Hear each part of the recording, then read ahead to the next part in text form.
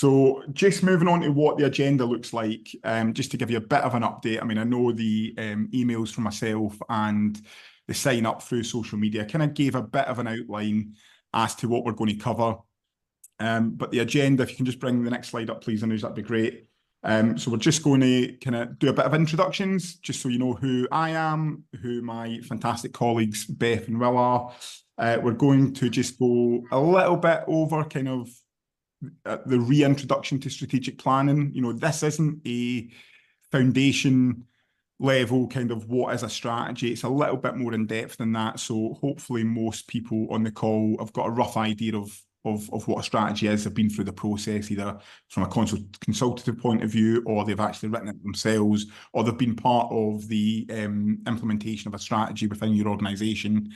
We're then going to move on to identifying and mapping your stakeholders, methods of stakeholder consultation, frameworks for internal and external analysis, talk a little bit about industry research, how you use that research to formulate some of the insights that go into your strategy. And then, you know, if we've got time, which I hope we will do a bit of a conclusion and then open the floor up to any questions from yourselves. So without further ado, you know, in true housekeeping fashion, there is no planned fire alarms. So if you hear mine going off and you see me running, it is because my house is burning down. In terms of introductions, I'll introduce myself first. My name's Paul Findlay. I'm Director of Charities at Oaks. As you can see from that photo, I'm a Manchester United fan. I know that's probably made half the group leave, which is... yeah, trust me, being a United fan at the moment, I want to leave quite often. So I've been with Oaks now for just over 7 months. My job is overseeing all of the work we do in the charity space. So I act as project director on a number of charities, principal consultant on others, and ultimately just looking at making sure that our offer within Oaks is relevant to the sector, and that we are giving the best possible value to our charitable clients and prospective clients. A little bit about my background. So I've held strategic roles in other consultancies. Before that, I worked for the Football Association as a head of strategy. I've done the same within the charity space, working for a number of different charities. And before that, worked in the corporate social responsibility space for an investment bank. So I've kind of been at all the different areas, you know, from giving grants to trying to get grants to the difficulties of fundraising in the current market, and then looking at how the charity space has evolved over time. So I'll pass over to my fantastic colleague Beth, who's our head of consultancy, and she will tell you a little bit about her. Yeah, good morning and thank you, Paul. Good morning, everyone. So I'm Beth. I've been with Oaks for over 4 years. My role includes lots of client-facing work. So I project manage projects across all of the sectors that we work in, largely around fundraising, income gen planning and strategy. And I also work on retention. So we work with a lot of clients on implementing our strategies and our recommendations. So also work on those type of contracts. And then for the team, my responsibility is to look at the quality of our services and the delivery of what we're doing, just to make sure everything meets the client's expectations.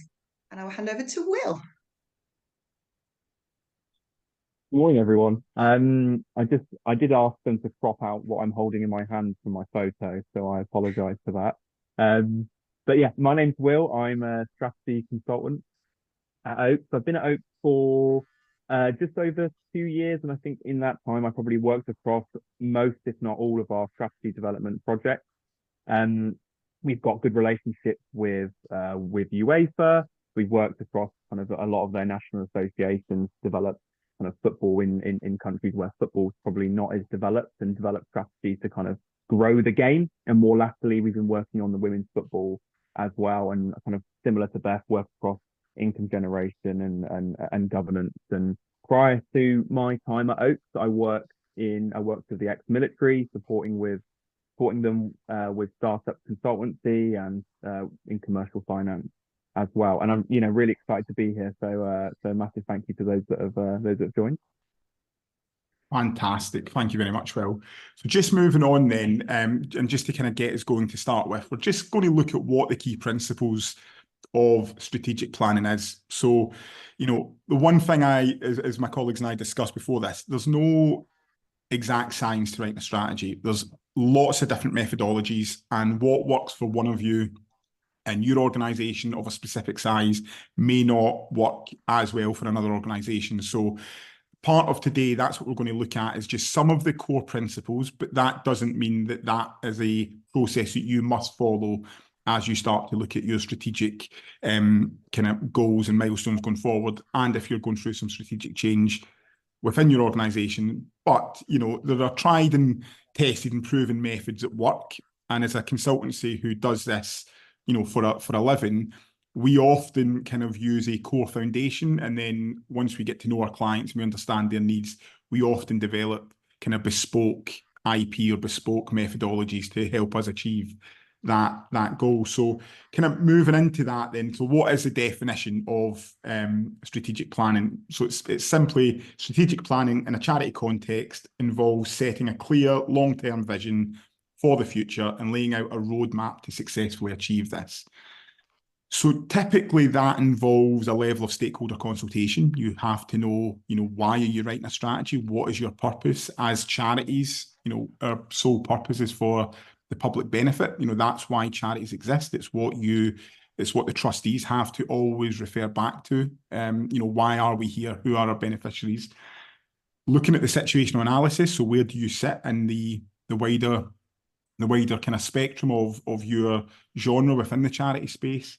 One of the most important aspects is making sure as an organisation you have a robust set of vision, mission and values. You've got to know what you stand for, where you're going, and the way you're going to do it. And I think that that's really important. And those are often words that are just thrown around loosely, but actually if they're loose in their own terms, then actually the strategy is quite difficult to evolve. And Will and I working on a number of projects just now, this is exactly the stage that we're at with probably 2 or 3 of our clients, where we're really trying to get them to realise what they stand for and why they stand for it. And then looking at focus areas. So, you know, it's great that so many charities want to help so many people or so many causes.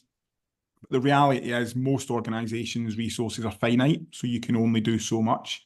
And actually drilling down into what those focus areas and those beneficiary groups might be, how you're going to support them, that's really important so that you don't kind of drift off into various lanes that then cause trouble down the line. Moving on and setting strategic objectives is absolutely vital. Again, you've got to know that you're doing the right thing at the right time, and how do you measure that? And, you know, we're seeing it from more and more funders at the moment. They want to see impact measurement. They want to know that what their funding is, the money is going in the right direction, supporting the right people to do the right things. And then action planning. So you've kind of set all the stuff that I've just mentioned. How are you actually going to deliver it? You know, how, you know, what is that kind of that plan of making sure the right people are in the right place to do the right job at the right time, and then actually going and doing it, an implementation. And there's a number of stages after that in terms of, like I said, the impact measurement and making sure that you're constantly reviewing, assessing, making sure that you're efficient, and especially in a charity context, as lean as possible to make sure that any investment coming in is being utilised in the best possible way. So moving forward then, and this is an area, oh, sorry, there's the key principles. Oh, that probably should have been up instead of just me talking through it. But moving on to some key considerations, if we can just move on to the next slide, please. This is an area where I'm going to actually open it up to the forum, so the participants. And there's no right or wrong answer. And by all means, please don't feel embarrassed if you don't want to contribute. That's absolutely fine. But what we'd love to know is just in your own mind, how does strategic planning differ between non-profits and for-profits? So how does a charity's strategic planning process differ from, you know, that of a commercial entity of a big corporate? So if people just want to just take a couple of minutes, pop just maybe a one-liner in the chat or a short sentence, and then we'll do that for each of the 3 considerations, and then excuse me, and then we'll just kind of talk around what the I suppose the textbook answer is. But again, very conscious that there's no exact science here. It's very much open to interpretation. So we'll just give everybody a minute. We'll start to talk about them as they come through, and yeah, just see where where everybody's kind of ideas and head comes from. Isn't all about the bottom line. Yeah. Thank you, Jennifer. I think that's key. You know, as a charity, you don't have shareholders, you don't have those responsibilities to return a profit. That being said, you know, you have to operate in the black and not in the red. You know, we can't. Our outcome and expenditure can't be more than income. The process is the same. It's the outcome and objectives that are different. Yeah, I would agree, Kerry. Maybe further your mission, Sal. Mm-hmm. Yeah, so exactly that. I mean, I think the kind of theme's the same there, in terms of, you know, Charlie, working for profits, working to make the consumer's life better, easier, more luxurious. Non-profit, selling a cause, donor is contributing to make a difference. Yeah. Bonnie, vital for not-for-profits to keep abreast of changing external landscape. And Emma, part of it will be raising money, of course, but improving life circumstances are at the forefront.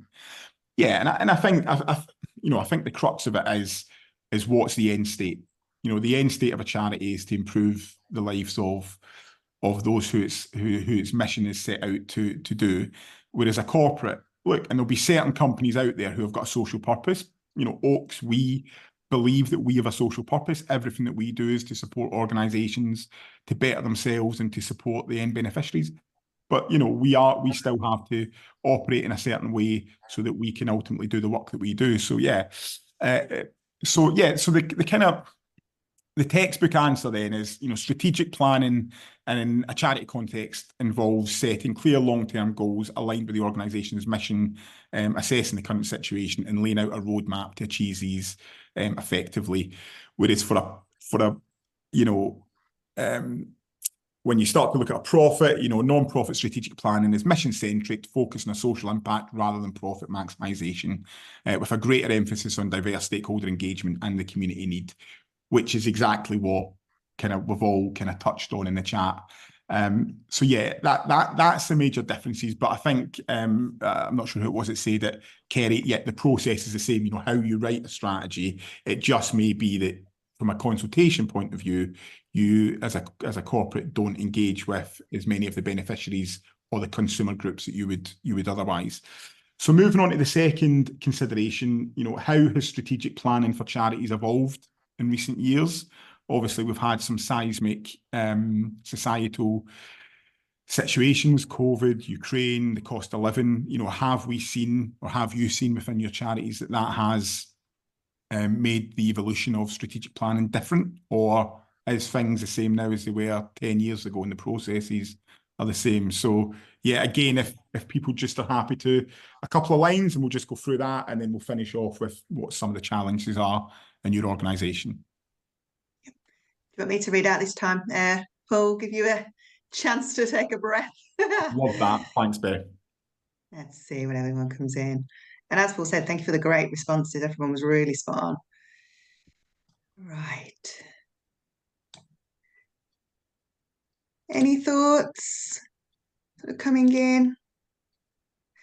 Right, here we go. So it's harder to run a charity in recent years. GDPR. I remember where I was working for a very well-known university in the region when GDPR came in, and it was a humongous task. So yeah, I feel your pain as well, how we've had to move data into a very different place since that's come through. Jennifer's also talks about public trust, cost of living. I'm sure that's a huge concern to anybody who's from a charity in the room. COVID, yeah, absolutely. Greater need for agility and impact is a universal expectation, but tricky to master. Another agreement with COVID impacts, and money is much tighter now. So again, I think it's this kind of, we entered the COVID era and there was a close down of sort of community events, the way people gave, the way people engage with charities, the type of charities that came on their agenda and they became interested in. And now we're in this kind of downturn of economic well-being, and people are thinking a lot harder about their pennies, where they want to donate them. It's not as so free-flowing, it's a very competitive market. Communicating impact from Kerry has become a priority. Donors, funders want to know how money is spent. Absolutely, transparency is key. Funding is stretched, harder to find funding. The need to be innovative from Hannah and stand out from the crowd is very difficult with resource constraints. Yeah, innovation and having some kind of USP in a very crowded marketplace when you are a non-profit and you're thinking about how to spend your resources is a challenge. Brexit had an impact, of course, pushback of sends and stewardship. So lots of real kind of external factors at play here, Paul, that are coming through. Yeah, and and of I course, think donor motivations. yeah, absolutely. I think Megan touched on a fantastic point around it's much harder to plan 3 and 5 years ahead now. You know, strategies have typically always been like a milestone. So it's like a 3, a 5, a 7, a 10-year strategy. They have to be agile. They have to be flexible and reactive to market factors that nobody on this call can control. You know, none of us seen COVID coming or anything like it. And everybody here's world, I'm sure, and the beneficiaries of your organisation's world were turned upside down overnight. And you had to react in the way that you thought was right at the time, and then obviously the COVID evolved, and you know things changed. So yeah, I think that, and that's the key point is you can plan and plan and plan, and there's a military context example which is saying no plan survives first contact. So you can make all the plans in the world, and then the next day something will happen that is outside of your control that you just did not factor in. And that's where, you know, making sure that as organizations go, you've put enough processes in place and you've got enough of an agile mindset that if something does happen, you can pivot and reallocate those and redeploy those resources where needed. So yeah, some fantastic answers there. Thank you very much. It's great to have such an engaged audience. And then just the last one, and some of this might be repetitive, so by all means, don't feel you have to, because I think in this, how the planning has changed, we're starting to see some of the major challenges. We know the major challenges from our clients. We know the major challenges from ourselves supporting our clients. But, you know, sometimes there might just be some points that you guys come out with that just we haven't thought about. So, you know, just drop in again some of those organizational challenges that you're facing, not sector-wide, but specifically for your organisation. I'd be really interested to hear them, and we'll read these ones out. Yeah, I shall jump in.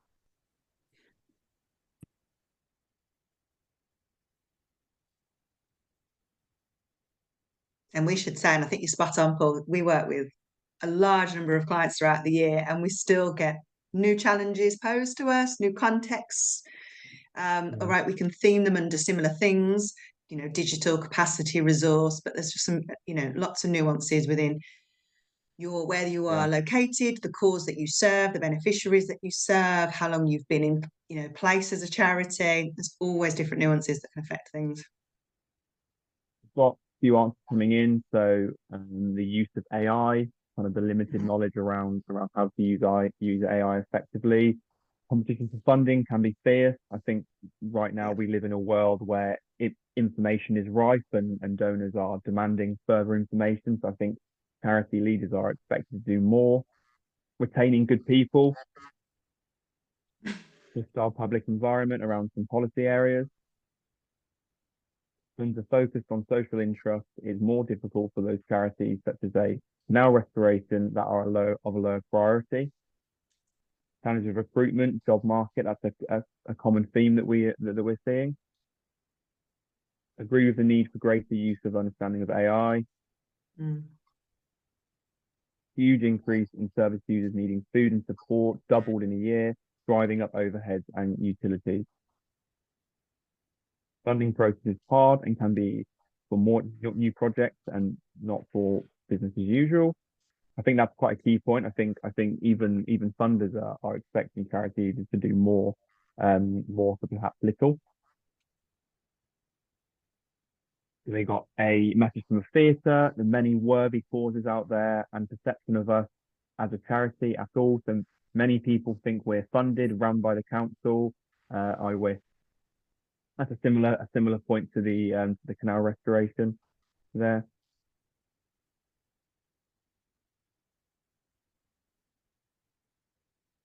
Challenge to build. Paul, you're on mute. Sorry, I was just saying there's some real common themes coming in around core costs. Yeah. We do a lot of income generation here at Oaks for clients, and obviously the golden star is if we get unrestricted funding. Like that's what every charity dreams of, is unrestricted funding, so you can use that to kind of do the core work you're doing. And a lot of funders don't see that the people in the charity are actually the ones doing the work. So, you know, they want to fund programs, but they don't want to fund the people to run the programs. So yeah, that's not an uncommon one. And then, you know, volunteers and people just seems to be a kind of a real common theme coming through there. So yeah, all I would say is you're not alone. You know, it's easy sometimes. I've been there myself when I worked in a charity to just think that all of these difficulties and concerns are because of your organisation as an individual. You know, that lots of organisations have got these struggles. You know, so it's not that you're not doing things correctly and you're not doing some fantastic work. It is just the market at the moment is tough, and it's tough for all the reasons that you've all just put in there. So yeah, but really interesting. And look, you know, obviously a lot of what we do is helping organisations to try and kind of get to the best possible solution and overcome some of these obstacles where we can, but also putting on webinars like this to connect you guys, you guys and women together, so that you can all kind of learn from each other as well, which I think, you know, we're not the oracles here. We're just part of a much wider network. So moving on to the next stage then, we're going to just, and thank you for everybody's input there. It's been really helpful. We're going to look on into identifying and mapping stakeholders and how you do it. And I think that is, you know, one of the most important parts of any strategic process is listening to the people that you need to work with, work for, work in the benefit for. It is so easy to go into a dark room and just write a strategy from the prism or the lens that you look through, but making sure that you kind of consult in the right way is one of the most valuable parts of a strategic process you'll go through. So I'm going to kind of just hand over to Will here, who is going to just kind of talk through what the key steps in stakeholder mapping is and why it's so important. Yeah, great. Thanks, Paul. So really, the identification and mapping of stakeholders is something that probably you charity leaders will be aware of. I think it's relatively easy to start to identify the stakeholders that you are kind of aware of and you work with on a regular basis. But I think it's worth mentioning that there are stakeholders that have a stake in your organization that perhaps you don't work with on a regular basis. So for example, you might not be speaking with your local authority as often as you're speaking with your donors, funders, and beneficiaries. But I think they're still valuable. So we could kind of jump onto the next slide in this. I think one of the key takeaways, and I was going to mention it, but I think it might have been mentioned during the kind of the participation input, but charities tend to work with a large group of diverse stakeholders in a way that for profits perhaps do not. And I think here's some examples here. And if you think about, you know, if your charity is in the middle, you've got all of these stakeholders around you, and they're all looking at you from a different perspective and a different lens. So their opinion of you really probably is different from one another. And I think where stakeholder consultation can really come into its own is if stakeholders from all groups are saying the same thing or saying similar things. Because if you think about a for-profit, if all their customers are saying one thing, then that's the customer perception, that's the customer point of view. But if your staff and board, competitors, local authority, beneficiaries, supporters, strategic partners are all saying you're doing this great, but we think you should be working in this space, that's quite powerful because they're related to each other in no way. So I think that's quite an important way. But in terms of mapping stakeholders, it is essentially understanding who works within your environment, who has a stake in your organization, or who you'd be interested in. We're working with a client at the moment where they're kind of asked us to approach their strategy and their consultation project with a futurist perspective. And I think it was mentioned earlier that planning for a 5-year or a 10-year strategy has never been more difficult.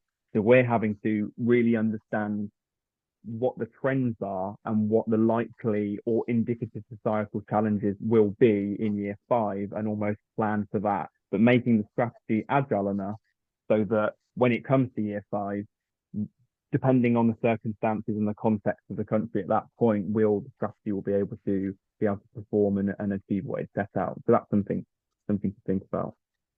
You go to the next slide, Anu. I think we've worked with a variety of charities and organizations, and stakeholder projects are never kind of straightforward. They can take really long, or they can take kind of quite short. So I'm Paul smiling there because we've got a few at the moment that are taking slightly longer than we would like. But we've worked out a way of categorizing your stakeholders in that mapping path, and we've floated around different ideas, and we finally reached an agreement of this kind of two-step process, because as much as we would like it, our stakeholders, the voices of our stakeholders aren't equal within a strategic planning context. So we need to decide who we're listening to. So we've came up with almost 2 questions. You can rate your stakeholders out of 5 based on your perception of their influence over your charity's direction and operations. So what power do they have to almost dictate what you do? Then the perception of their interest. So how interested are they in your charity? And the question 2 is almost, well, how much do they know about your charity and your sector? And question 1 is almost, how much power do they have? And if you've got, someone, a stakeholder who is 5 and 5, then you need to make sure that you're listening. And I think it's worth mentioning that all voices are valuable. And I think if stakeholders are a part of this mapping exercise, even if they're all one across influence and interest, their opinions are still valuable. You just might not listen to them as much as you would someone who's a 5 and 5 from a strategic context. But I think capturing all insights is really important. Yeah. Go to the next slide. Yeah, so just talking about methods of stakeholder consultation, and what I'll try and do, if you could just skip over it, what I'll try and do is I'm not going to kind of talk through these because they are pretty self-explanatory. But what I will say is, taking the kind of earlier point around the influence and interest, these different methods of consultation might be better suited to those on the top end of that scale or the bottom end of that scale. So, for instance, I would say a one-to-one interview would be really, really beneficial for someone, a stakeholder who is a mid to high level of influence and a mid to high level of interest. Because really you're going to want to ask them those qualitative questions. And I think where these one-to-one interviews really work well is when you're almost asking these stakeholders, okay, well, what's your plan for the future? Where are you going? How have you found your strategy? Are you writing your strategy, and how you can collaborate? Whereas moving kind of down towards the left, a stakeholder who's potentially a kind of low to mid influence and interest, you might want to engage them with a survey or a focus group. And I think focus groups are great if you've got a large number of stakeholders that sit in one category. For example, if you've got a large number of donors and supporters, you might want to engage them in a focus group to really understand the collective view of those stakeholders. Great. Can you move on? Yeah, well, just on that, sorry, can we just go back one slide, please? What would be great here is, as Will said, this is such an important exercise, and the way that Will's been working with some of the projects I'm also on, going through this process has been really enlightening. The way that he kind of grades them and looks at what the impact is. Looking at the kind of 5 common methods here, this is not an exhaustive list. What would be great just in the chat here is if anybody's got anything outside of these 5 that they've done in terms of how they've engaged with their stakeholders, or if they have found that certain ones have just been more useful than others. Because again, your beneficiary group, your stakeholders better than anybody else. So you probably know what works and what doesn't. But again, it's just a good opportunity to share with the group kind of some maybe little nuggets of gold or information that other people can benefit from. So by all means, just Will can move on to the next slide, but if you just want to, as he's kind of talking, just add some content into the chat, that'd be fantastic. Sorry for interrupting, mate. No, you can move on. Okay, so we've almost identified here 5 principles of an effective stakeholder consultation project. And this is not exhaustive in any way, so there are other things that would be beneficial to note. But I'm going to talk through these 5 points, not in too much detail because I'm aware you all can read. But in terms of ensuring that your stakeholders are informed, so this is really about making sure that they're aware what they're contributing to and they're aware how their insights will be used. We have it before where Paul and I have entered a one-to-one interview with a stakeholder, and they've given us loads of juicy information and then said, we don't want you to use any of this because this could condemn my position in my organization. So it's almost making sure that they're aware what they're contributing to and how the feedback will be used. Point 2 is making sure that it's representative. So like I mentioned earlier, all stakeholders have a valuable voice. So it's making sure that all of those areas in your in that circle that I was mentioning, that everyone is kind of satisfied and engaged with, and you've got an accurate perception of what your stakeholders think of your charity and the next strategic journey that you'll be going on. Point 3 is like a bit of a curveball, and I'm going to ask the guys tuning in to be honest. I think we need to ensure that we're aware of, if I'm a charity leader and I'm running a focus group, or if I'm having a one-to-one interview and I'm the CEO of my charity and I'm asking the stakeholder to give me their candid perceptions of my performance or the charity's performance, we need to understand how that might impact the honesty of the conversation being had. For example, if you're talking with your staff, how honest are they going to be about the direction of the charity you represent? And I think coupled with that, I think it's also worth mentioning that when you're being considerate about the strategy development process and the consultation, I think you need to almost understand that potentially, a survey could be more beneficial because you're using that objective information. There's no face-to-face contact. So that's a slight a bit of a curveball there. 4 is about being inclusive. So, for example, if a stakeholder needs a large variety of information before taking part in the consultation process, you want to make sure that they're accommodated for, and people might want phone calls, people might give you 10 minutes, they might give you an hour, and it's about making sure that the insight is the most important thing. The mode of transport is almost less so.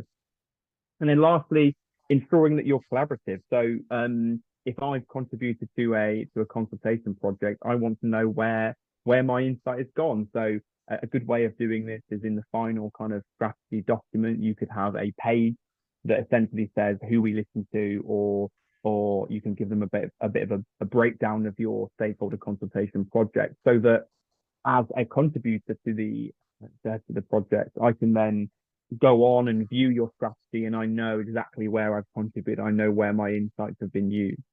So those are really the kind of 5 key principles of good stakeholder engagement and consultation. Superb, thanks. Well, there's a question come in, and just before we move on topics, I think it'd be great if you want to answer it. And it's from Hannah O'Brien, who's just said, how would you tailor this to new charities or CICs? Obviously, we do a lot of charity formation, but do you want to just kind of see if you can address Hannah's question at this point? Absolutely. Yeah. So I mean, naturally, you won't have any historic stakeholders that you can tap into, but I think this will require a stronger degree of research and a mapping exercise to understand who is currently operating in your space, and then having some cold emails and trying to establish a line of communication with organizations or potential beneficiaries that you're looking to work with, to ensure that your charity is well positioned and you're strategically aligned with organizations that are already working in that space, and the beneficiaries and their wants and needs and aspirations as well. Perfect. Thanks, Will. Yeah, and thanks to those who have put some points in the chat. I think there was some again, a little bit of a theme kind of forming around, show people what you're doing, get them immersed in the organisation. I think that goes back to one of the challenges earlier around volunteers. I wrote the strategy for the FA for about 1.7 million volunteers, and how do we get people really volunteering in football and keep going? The thing with football is it's so immersive. I think once you take I coach two kids teams. Once you take them on, you're really immersed in that. And sometimes just a website or a bit of paper doesn't show someone exactly what you do. So I think the way that some of you are engaging with your stakeholders is fantastic. Get them immersed, get them bought in. And if you do it in the right way, the last webinar that we done was actually around how do we kind of that user journey, so that kind of supporter journey and supporter experience, and that was all around how you get people in and then keep them in, whether that be as volunteers, whether it be as individual giving donors, etc. So yeah, some really great points there. We're going to move on, and this next bit, Will is going to kind of take us through this again, but we're just going to keep it light because, again, looking at some of the key frameworks when you're doing some internal and external analysis. Again, this is quite a deep topic, and we're conscious that we don't want to kind of lecture at everybody for the session. But Will, if you just want to take us through the kind of next slide, just at a high level for the group, that'd be fantastic. Yeah, can you just move on? So, analyzing your environment can be it can be easier than what you'd expect, and it's obviously different if you're a new charity or if you're an existing one. But we've got some kind of some methods there of determining the environment in which you're placed in. So you'll probably recognise SWOT and PESTLE are very common, and they're common for a reason, because they're fairly effective. And I think a lot of the times what we've certainly seen is that people kind of sit in a room and they complete a SWOT and PESTLE within an hour and they think that task is done. But really, those frameworks need to work for you. So they need to be a product or the end point of an evolving research and consultation project. So you'll combine all the research that you do about your environment, about the changing climate that your charity is operating in, and you'll combine that with the consultation project, and you'll build yourself a concise SWOT and PESTLE analysis. And there are other variations of this, and I think the messaging of these tools has kind of been diluted because they're so common. And I think we do these in A-level, we do these in a university, and we get ingrained into our approach of them, and we kind of lost the messaging slightly. But where I've seen these tools used most effectively is when you approach them with a question. So, great, what do I think my strengths are? What do I think my charity strengths are? What do our stakeholders think our strengths are? And then you can add the research in there as well that you're doing around your environment. Say, okay, what are the strengths of our sector currently? And you can build a bit of a knowledge base, and that will be really useful when you go to apply for funding. But the main message from these two is, I would implore the people tuning in to do as much research as they can of how to effectively build out their SWOT and PESTLE analysis, because these, as I mentioned, can be diluted. But in terms of how they can be applied to charities, so it's about identifying your unique selling points.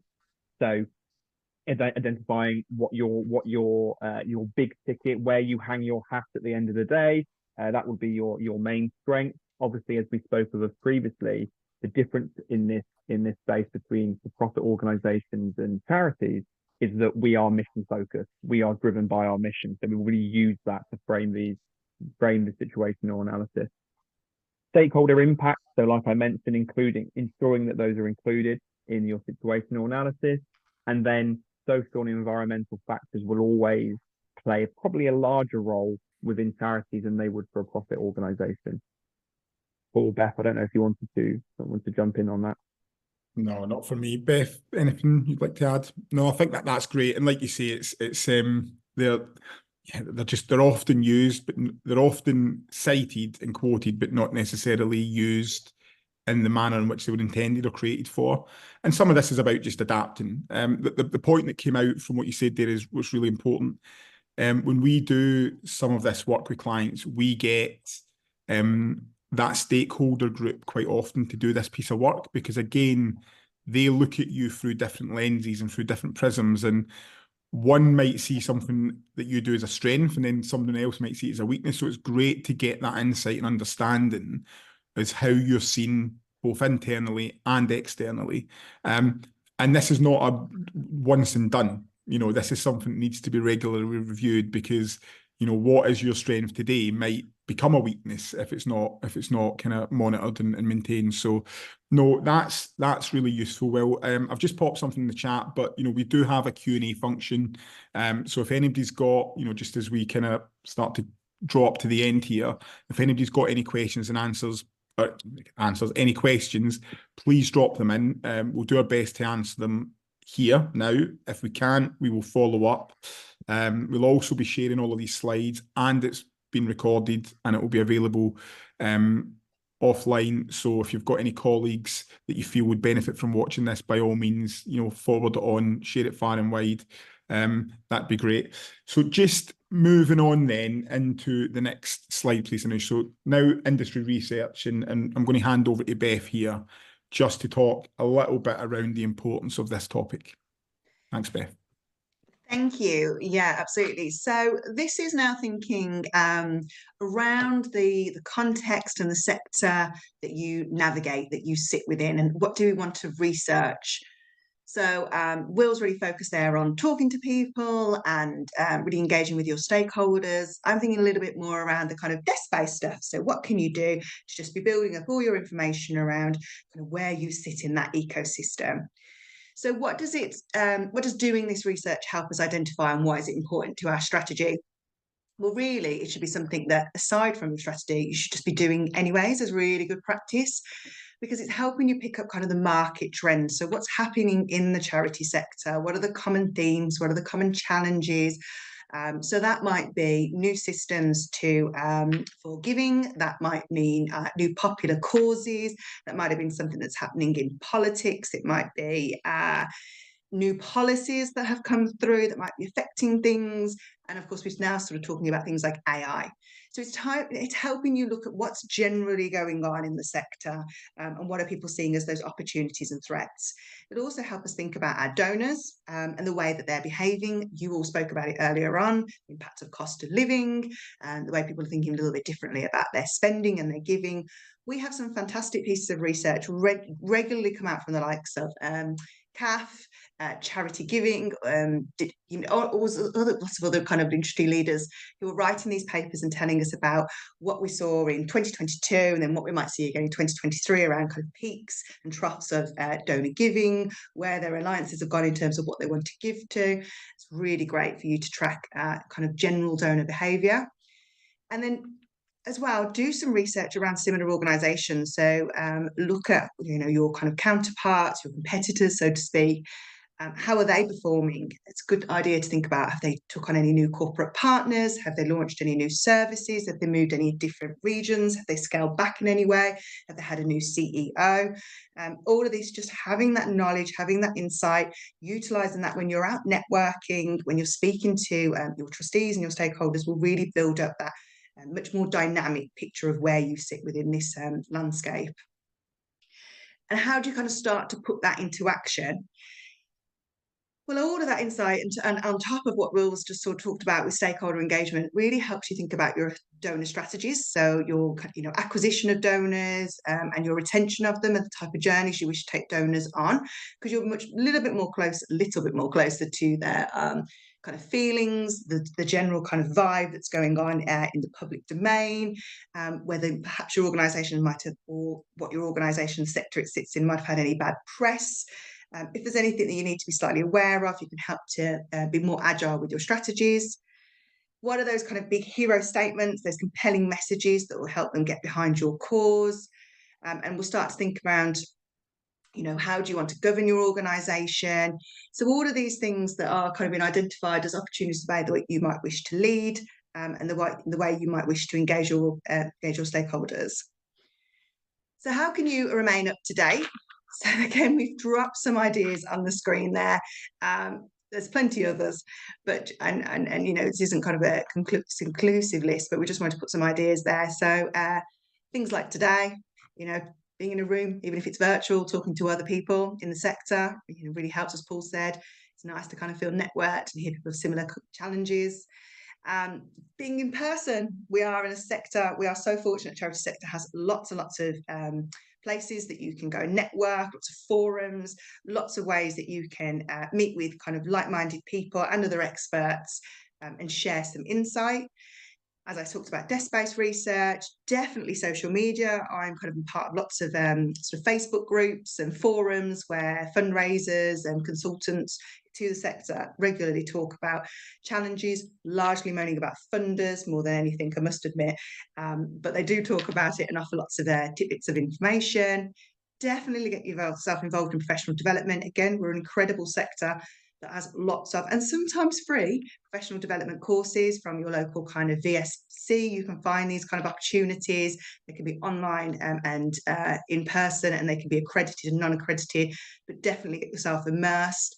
This is such an evolving and probably sometimes undervalued how skilled you need to be an effective fundraiser, an effective charity leader.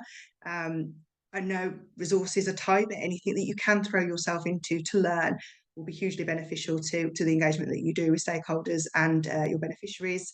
And definitely get yourself out there to events. And I've seen some people have popped some stuff in the chat as well. I know there's plenty of ideas about ways that you can get involved with industry trends.